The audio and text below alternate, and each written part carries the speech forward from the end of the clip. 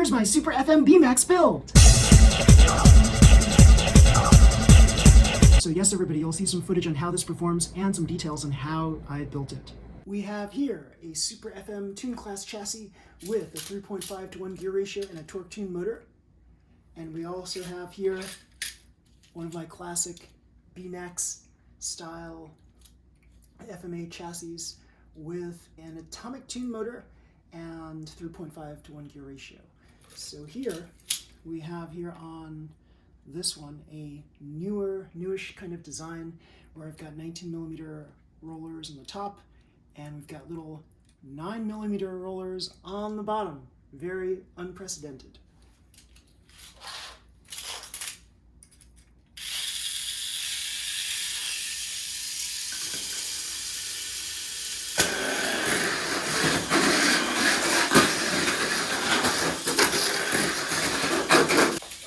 Both points up.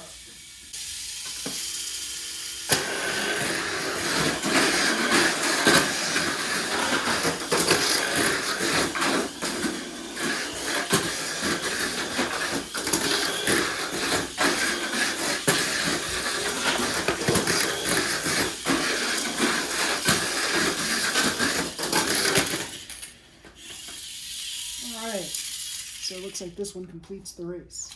Let's try again.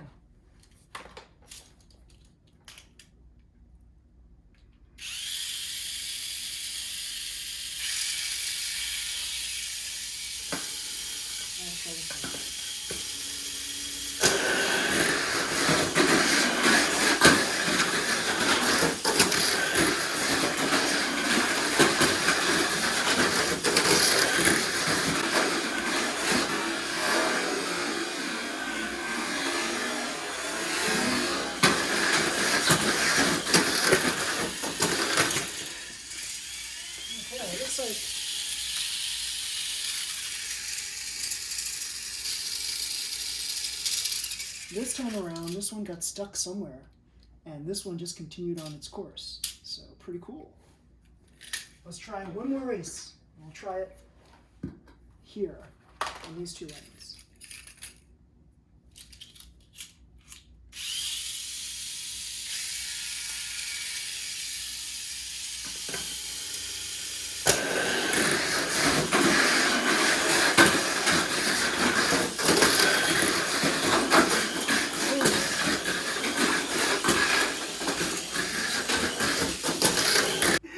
Let's try it one more time. This time we'll flip it.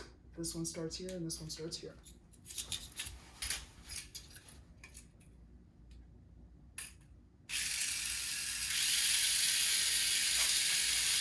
Oh wait, let's try this one.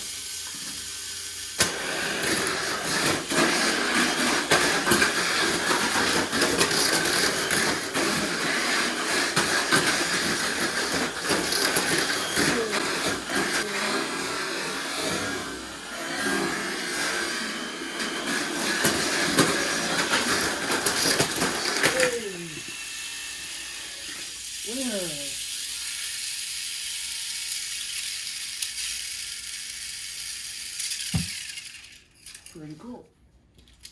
It's not too slow, but not too fast, but it's a pretty cool car. Can't complain. Sometimes it does win. This one is one of my fastest cars, so it's going to win. So pretty cool, pretty cool.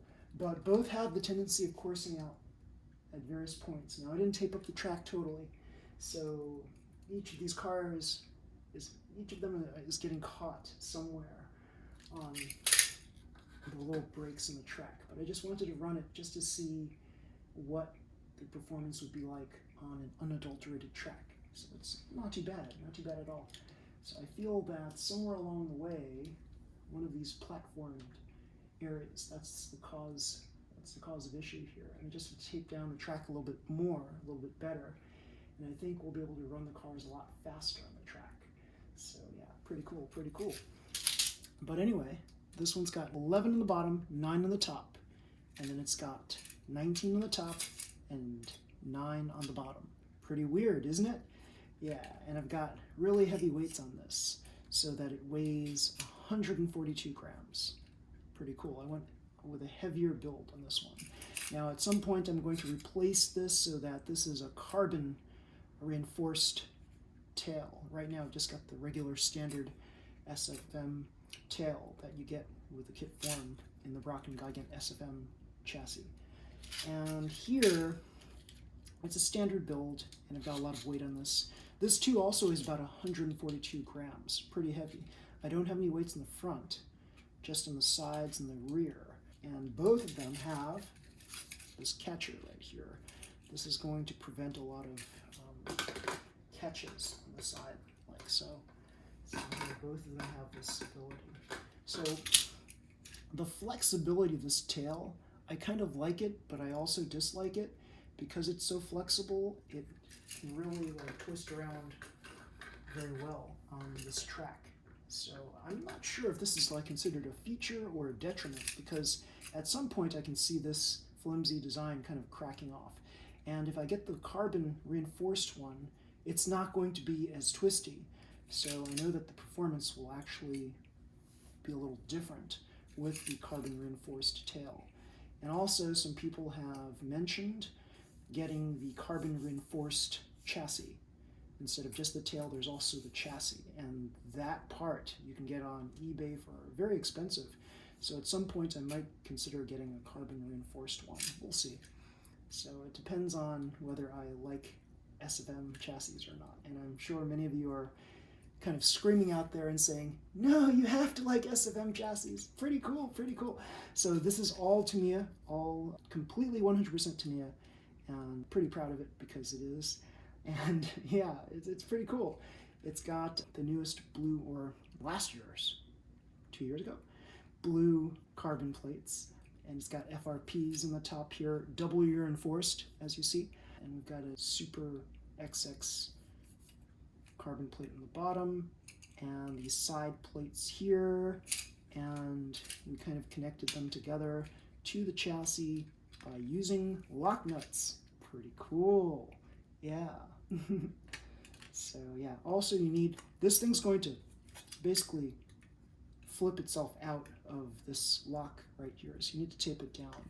So I attached tape right there and right here so that it slips a little less. There's more friction so that it's going to prevent it from possibly detaching. And I've got an FMA body catch on here because it's better than the one that came with the Super FM chassis. Pretty cool. And I changed the wheels, right? Instead of those weird wheels that it came with, I decided to use not the Brock & Gigant wheels, the new one, the FMA one, but rather the ones from the Neo VQS Advanced Pack. So these are the wheels from that. And it looks pretty sharp like this, I think. It looks like a modernized version of an older car. Pretty cool. And I do like this a little bit more so than the original Brock & Gigant. The fact that you can actually see what motor is in here is pretty cool. So yeah, the 3:5:1 to gear ratio is from the little parts kit that has the special gearing, and yeah, it was a gold speed gear and spur gear. So pretty cool, pretty cool. Yeah, and I've got carbon reinforced, instead of those orange counter gears or gears, I'm using the carbon reinforced ones. Yeah, pretty cool. So yeah, very, very cool. And yeah, I've got lock nuts in place in these stabilizers so that I can just twist on to screw them in place. Pretty cool. And they're all on the four sides here. At some point I might think about replacing this with a different kind of stabilizer on top, we'll see. And the reason why I picked these 9mm ones is because they kind of fit right here. This tail is actually blocking the ability to put any other size roller other than 9mm in here. Maybe I can get an 11mm roller in here, maybe. I don't know. I think so, maybe. But I think it's blocked by the fact that I'm using this 19mm right here. But yeah, I think, or maybe, yeah, it is. So yeah, 9mm roller on the top, and on the bottom, that is. So if you were to place this against the box, or against this tractor, you'll see that it's actually the 9mm roller that's hitting the sides. So So that hits first. If it tilts, then the 19mm roller is activated. So on the top here, mostly the work is with the 11mm roller on the bottom.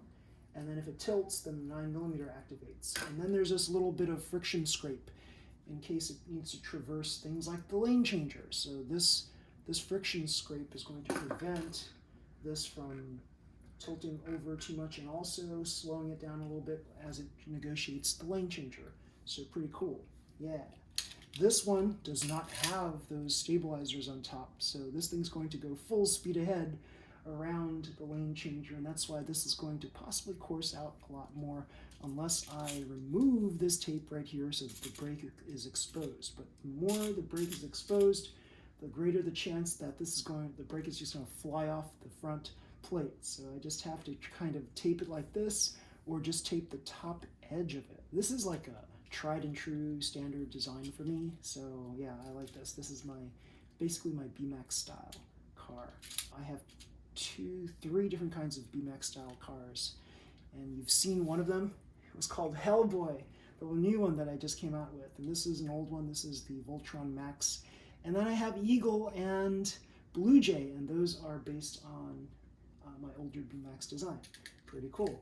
So this happens to be a BMAX style car. There's nothing trimmed or modified on it, so this is something that is race-worthy. I was able to tune the torque-tuned engine, get it to be faster out of the box. Yeah, basically it took me less than a minute to tune this engine to, I didn't use water tuning, so I used the secret oils and commutator oil. Yeah, so use some voodoo. A little bit of voodoo goes a long way, and you can just increase the kilometers per hour by a lot on there. Pretty cool. Don't use too much. So yeah, pretty cool. So sometimes this wins, sometimes it doesn't, just like every other tune class car. Pretty cool. So yes, everybody, if you like this video, please slam the like button, subscribe to my channel. You'll see more videos just like this one. Until next time, everybody, see you. Bye.